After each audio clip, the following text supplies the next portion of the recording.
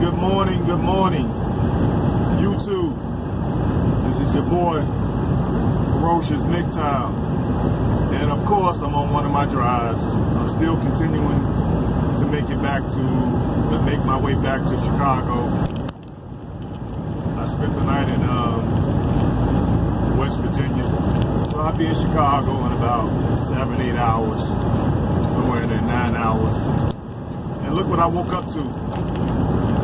Snow. I heard it was coming, but at least it wasn't that bad. They got the roads pretty clear. I got a late start because I figured give the road guys enough time to clean up the roads.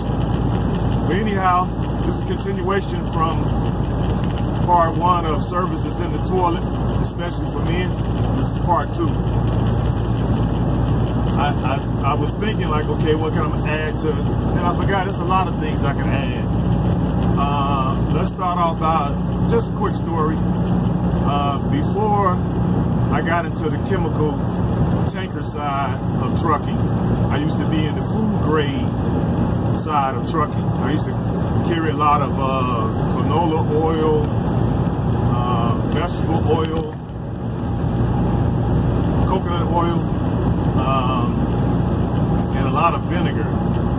So this particular day, I was going to pick up some vinegar. It's south side Chicago, inner city, where you got to go to pick it up at. It's a very old company that produces high grade vinegar for a lot of your mustards and stuff like that. And of course, I'm coming down, about maybe 500 yards from where I have to turn into the plant at.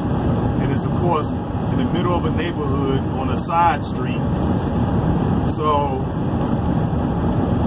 I turn and I'm going and I see this lady with her car smoking. I guess it was a radiator problem. So she jumps in front of the truck and she kind of flags me down. So I rolled the window down and I leaned over. I was like, yeah, what's the problem?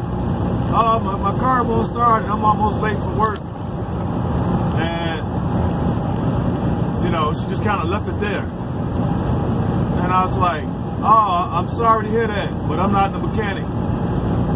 And I drove off, right? If you could have seen the look on her face, it was priceless. And she looked like one of those type of women that she wasn't bad looking, she wasn't overweight. She was a little plump, but she was like the pleasingly plump type, the type that you still could nail. And she didn't have a bad face, and she looked like she worked downtown because she was ultra dressed up. But if you could have just seen the look on her face when I said I was a mechanic, and I didn't get out to even attempt to help, even though it's against that particular company I was working for. It was against their policy for us to get out and help people. They would allow us just to get to a safe exit or something, or a truck stop, a rest area, somewhere we were safe, and then we could pick up the phone and we can call emergency services. But they didn't allow us to pull over to help people, which is good because I wasn't gonna help people no way. You know what I mean? Unless it was like something that I caused, then yeah, okay, I would get out and help. But you don't want to be getting out the truck if you don't have to. Call the people, the proper authorities, and let them handle it. But that was just that one time. And then I had another time where another quick story. I was in my pickup truck. Now keep in mind, guys, I always try to keep the newest top of the line pickup. I got a 2019 Ram 1500 Laramie with the panoramic sunroof, leather, the whole nine, right? Black on black. So this particular day, I was off, and so I was like, wow, my truck is like super ultra dirty. You know how black gets so dirty. So, and the lot that we park in is, it's mostly dirt So all the trucks are coming by and parking and doing this, doing that, going to and fro, kicks up a lot of dirt and dust. So I said, let me go to the little quickie, no-touch car wash. It's only like $5. So it was a nice sunny day, and it was, I'm in lines like 4 or 5 people ahead of me. So I'm, I'm patient. I get up to where there's only one car in front of me, and it's a BW. I'm sure y'all know what BW means by now. And she's at the little automated kiosk type of structure, and she's trying to pay, and it seems like from afar that her card was being declined. I don't know what it was. I don't know if it was being declined or she didn't know exactly which buttons to push or what the situation was, but she was there for quite a long time, and I was wondering to myself, like, man, I wish she hurry up. I want to, take advantage of the day. So when she couldn't figure it out, she gets out of her car and she starts walking back toward me. She comes up to my window. She was like motioning for me to roll my window down. So I didn't. I just sat there like in a frozen state. And so she was like, hey, roll your window down. And so I didn't roll my window down. And she said it like 3 or 4 times, hey, roll your window down. I'm just staring at her. And I wasn't rolling my window down. So I reached over, I was bumping some, I don't know, Jeezy or whoever I was bumping. I turned it up real loud, right? And so she gave me the roll. I mean, she rolled her eyes. It was like the roll of death. It was like the eye roll from hell, right?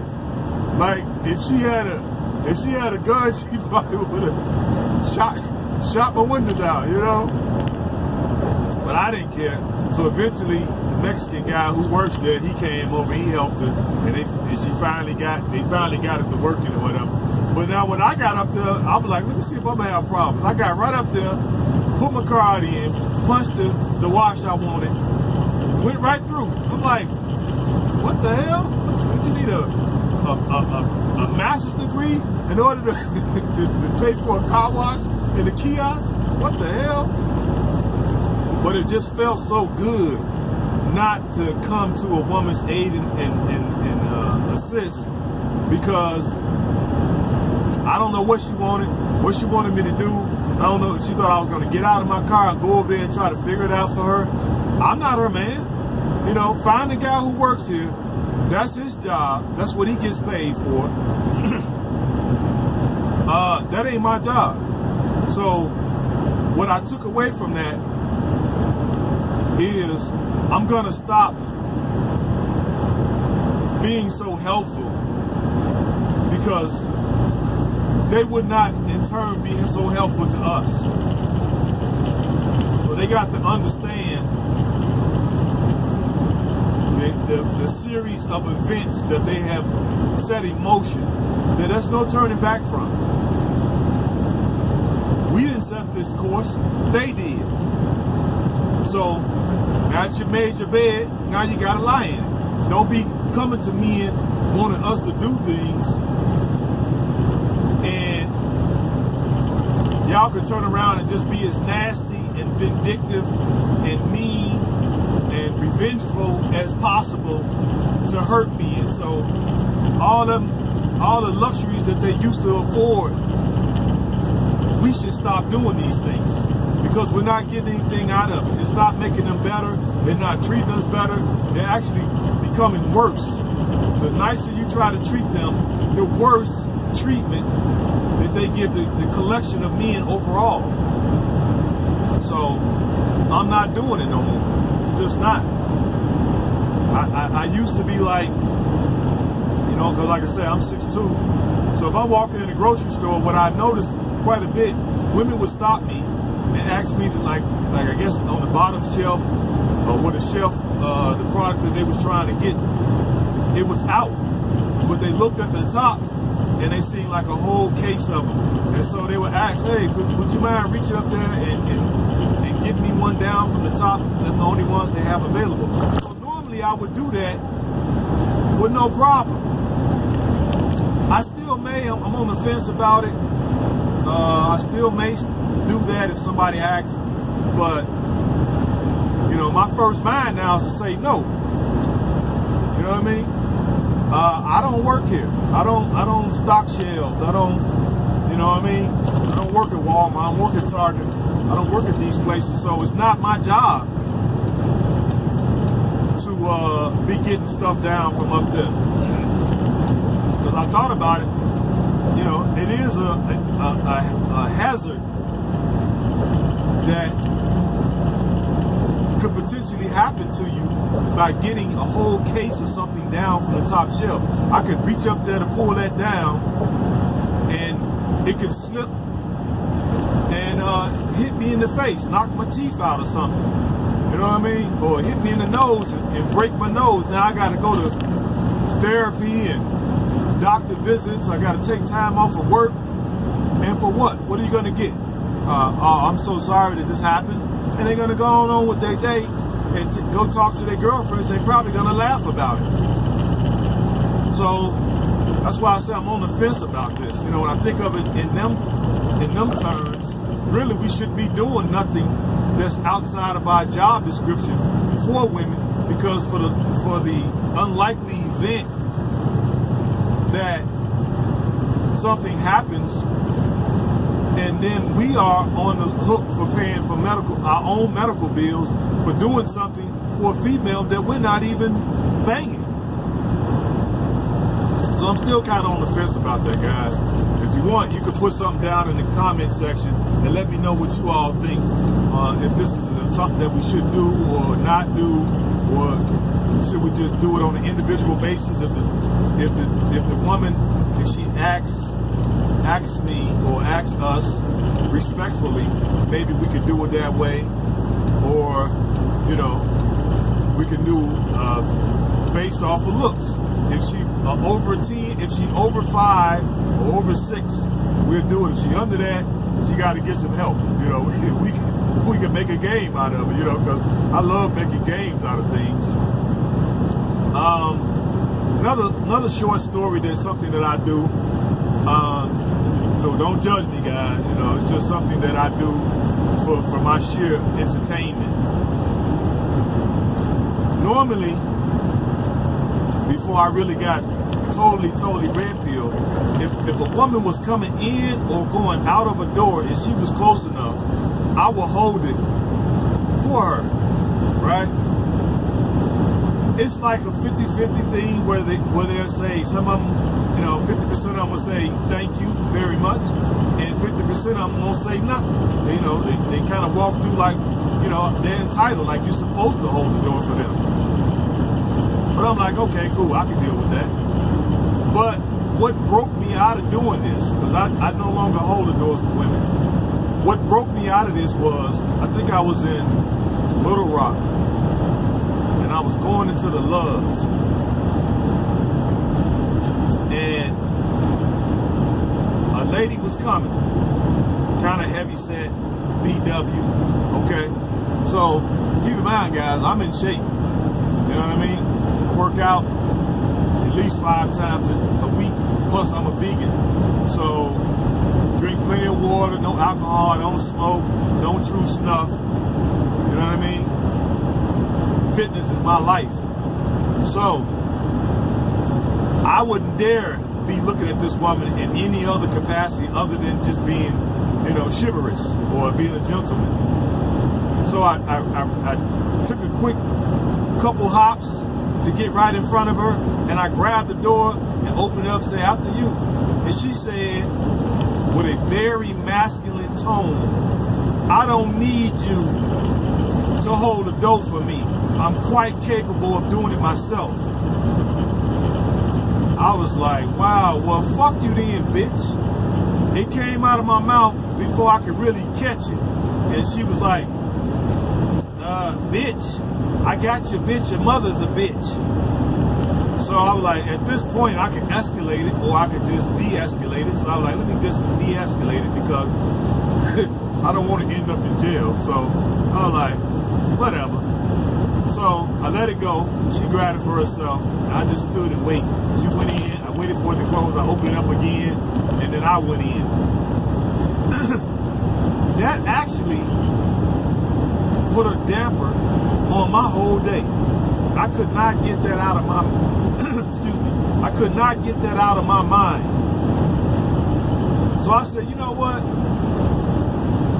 She just ruined it for the other 50% that would say thank you very much. She just ruined it for every female on the planet. So now, when I'm coming in or going out of a structure that's not an automated door system, I do not hold that door for women. I let it close in their face. And not only do I let it close in their face, I go one step beyond. When I get inside the place where I'm going, I'll purposely like stop at the first aisle and I'll position myself so I can see their reaction when they come in the door. And most of them have a stank look on their face like, how dare you not hold the door for me? And I had that look on my face like, yeah, I didn't hold the door for you. Yes, I didn't do it. And then I keep on about my business. For some reason, guys, it feels so liberating not to hold that door and then to have that look of arrogance on my face when they walk inside whatever type of store we in. So that's just another thing I do. And then when I pay for stuff, it's another thing I noticed, a little story. I was at a company where I used to deliver fuel to the gas stations, the Loves, the Pilots, the BPs, the Shells, the Valeros, who else I used to deliver? Mobile, Marathon, pretty much all the gas stations. I used to deliver gas to them, right? So I had a couple places that I would go, and you know, I couldn't make it back in time, you know, because that's basically a company guy's, you know, type of opportunity. So I couldn't make it back. So the company had arranged for me at a certain point to get a hotel because I was doing day cabs. I wasn't doing the sleeper. So I was just doing day cab. Now I own a sleeper. So this particular hotel that they would book me at, I think it was like a Comfort Suites or something like that. But it wasn't a bad place. It was very, very nice. It was like a $65 to $95 a room night. So this one that we used to go to all the time, it was a lady that worked there. Now keep this in mind, guys. Let me paint the picture for you. The chick is about 6 feet tall. So already that's a strike. She's 6 feet tall. The other thing is she weighs about 200 pounds. Another strike. And then the third strike is she looked like she was right on the verge of being a Down syndrome baby. Okay? She was like right on the cuffs of being a Down syndrome baby. She had the little bitty teeth. I don't know, they were like baby-sized teeth. So I'm like, okay, whatever. Big, fat stomach. You know what I mean? Just hideous. A hideous woman. She worked at the desk at the Comfort Suites. So I noticed something. All I had to do was just show her my driver's license. The company had prearranged and prepaid for the room. So I would be handing her my driver's license to identify who I was. So I would always take it out and I would hand it to her from my hand to her hand. We didn't have to touch hands because the car, I'm holding it on one corner. And then all she had to do was grab the other corner. So she would grab it and she would do what she had to do. And then when she was finished, I would hold my hand out I'm waiting for her to hand me back the card, she would clearly see my hand out. Well, guess what she would do? I'm sure you already know. She would put it on the counter. So the first time she did it, I noticed it. I'm like, okay, it ain't no big thing. Now keep in mind, I go to this place like once a week. So I'm gonna be back here. I'm gonna just see for myself if she's gonna do this every time. So the second time I was there, she did it again. The third time I was there, she did it again. The fourth time I was there, she did it again. I said, okay, now if she do it the fifth time, we're gonna have a problem. So the fifth time, of course, she does it again. So I say, I waited for her to ring it all up, give me the room key, the electronic room key. And I said, excuse me. No, I didn't. Let me take that back. I went upstairs and I took my shower first, cleaned up, and I came back down. And I waited for nobody in the lobby. And I said, excuse me, I want to ask you a question. And she was like, sure. I said, I just want to ask, do you have a problem with potentially touching a black person's hand? And she had this shocked look on her face. And she was like, heavens no, why would you ask me something like that? I said, because I come here once a week. And every time my company prepays for this room. And all I have to do is give you my driver's license. And every time I hand you my license, when it's your turn, when you're done processing it and you get ready to pass it back to me, I have my hand out. And I know you clearly can see my hand, but you put it on the counter. So I just want to know, do you have a problem touching a black person's hand? And she said, no, it's not that. It's like we get a lot of truck drivers here, and a lot of these guys are not clean. So I just didn't want to, I just make it a habit of not touching people's hands. I said, but when I handed to you those 5 times, our hands never touched each other. And she was like, really? I'm like, yeah, really. I said, so it's a way you can hand it back to me without touching my hand.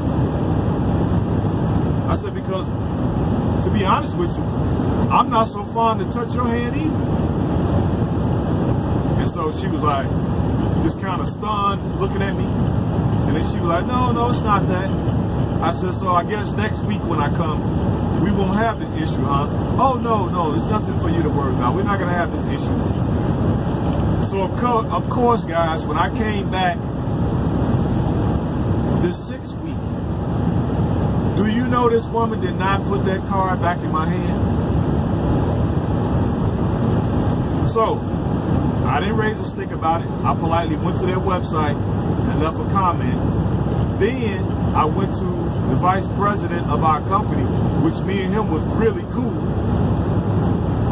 You know, he was a cool ass dude. So I went to him and told him, hey man, I think these people have a problem with black men. And I explained to him what it was, and he was like, are you sure you're not making a big deal out of nothing? I'm like, no, I don't think so. I said, it's about 5 hotels at that same exit. So can you do me a favor, man? Can you just find me another room? And he was like, if it means that much to you, sure, I'll find you another room. So he found me another room, and guess what? The lady at that place was very nice, much more pleasant, and she was sort of on the attractive side, and she would put it in my hand. So I said that to say, even though that's a very small thing, if it makes you feel a certain kind of way, we should do something about it. We shouldn't just let things go just because they're small, because I think this contributes to the bigger things that we also let go. And now look at the state of this so-called country that we're in. It's fucked up. And men can't be men without being shamed, criticized, ridiculed, made fun of,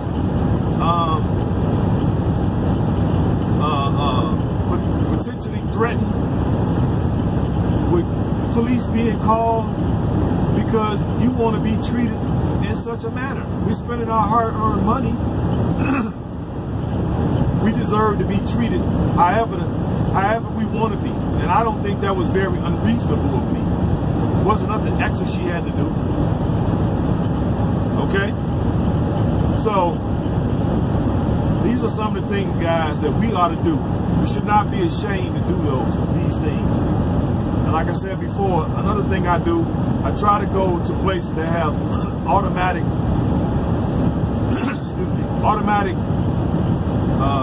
checkers, because I go to the automatic checker every time. I don't want to deal with a person checking out my groceries. I'd rather deal with the machine, because the machine always gives me a thank you for stopping at this particular establishment.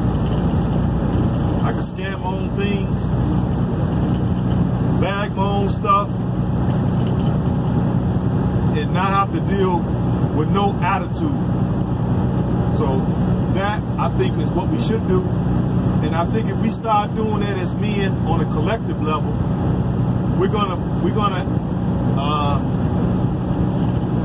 the data is gonna show these big corporate, big box stores that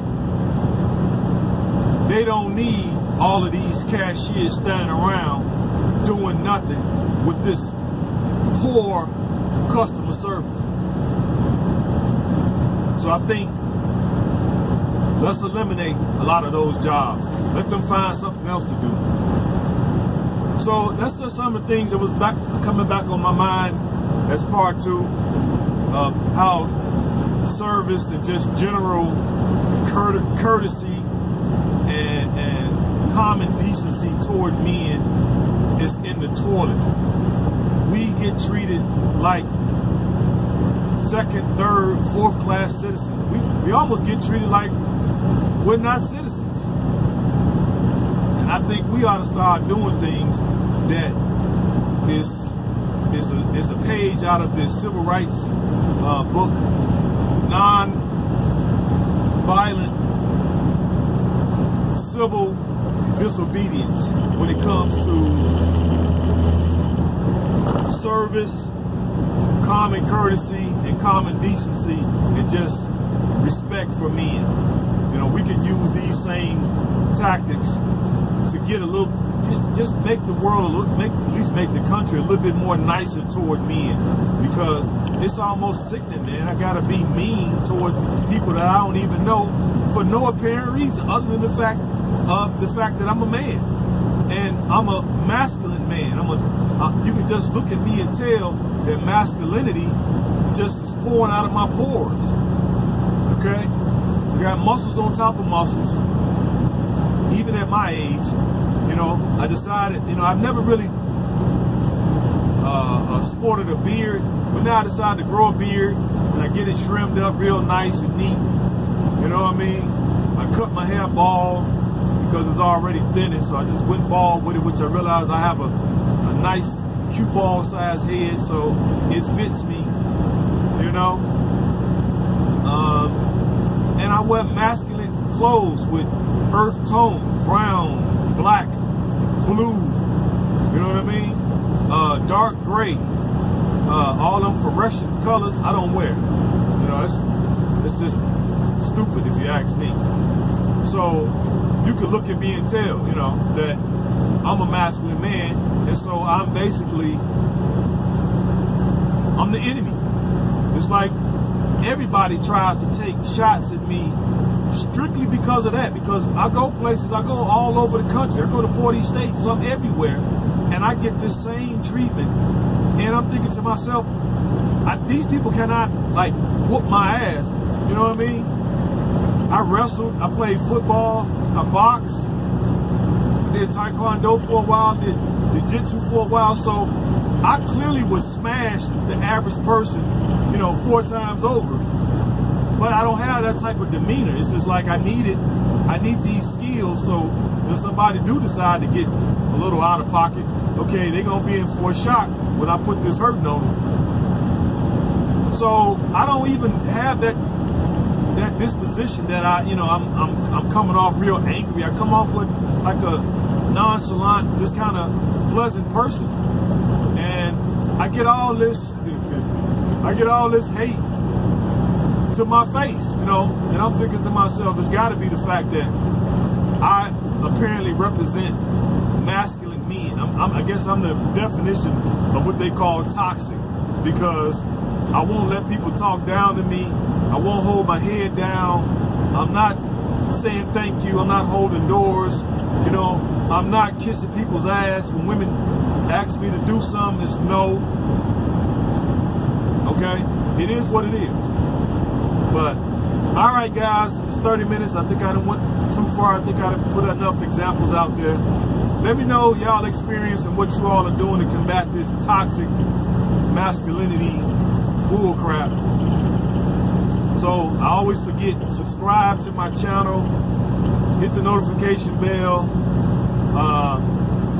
so you can get notified. I'm gonna try to upload a video every day, even if I'm just showing y'all where I'm at. Right now I'm in Ohio.